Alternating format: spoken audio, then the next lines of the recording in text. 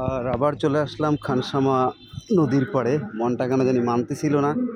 তো এইখানে ব্লক, এটা কিন্তু মানুষের গড়া ব্লক, আর এটা প্রাকৃতিক গড়া পাথর, সব থেকে হার্ড পুষ্ট পাথর।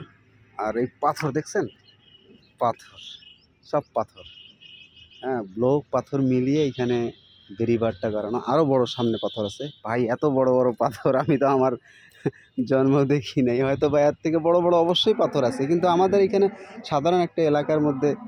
আর মাছ দেখছেন কতগুলো মাছ, এই দেখেন মাছ, ওরে আল্লাহ, এ তো পরিষ্কার পানি, হ্যাঁ মাছ। এই দেখেন কত বড় পাথর, এই যে পাথরটা দেখছেন জল জল করতেছে, এই যে দেখছেন, হ্যাঁ দেখছেন পাথর আর পাথর, আল্লাহ, আলহামদুলিল্লাহ। কোন জায়গায় আসলাম, এতগুলো পাথর, হ্যাঁ দেখছেন পাথর, হ্যাঁ বিশাল বিশাল পাথর, হুম, দেখছেন পাথরের অংশ বিশেষ, অনেক পাথর, অনেক অনেক অনেক অনেক অনেক পাথর। এবং এদিকে সম্পূর্ণ দেখতেছি পাথরেই, পাথর আর পাথর।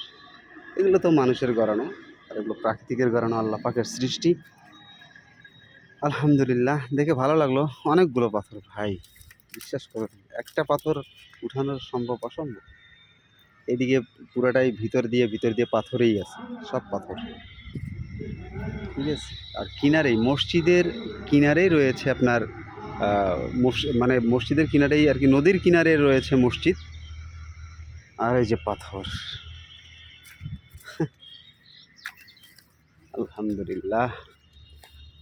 আর যদি কেউ না বাইর হয়, তাহলে বুঝতেই পারবেন আল্লাহ পাকের প্রাকৃতিকের কত গুণাগুণ, আল্লাহ পাক কত রকম সৃষ্টি বানাইছে। যাক আলহামদুলিল্লাহ, এসে ভালো লাগলো।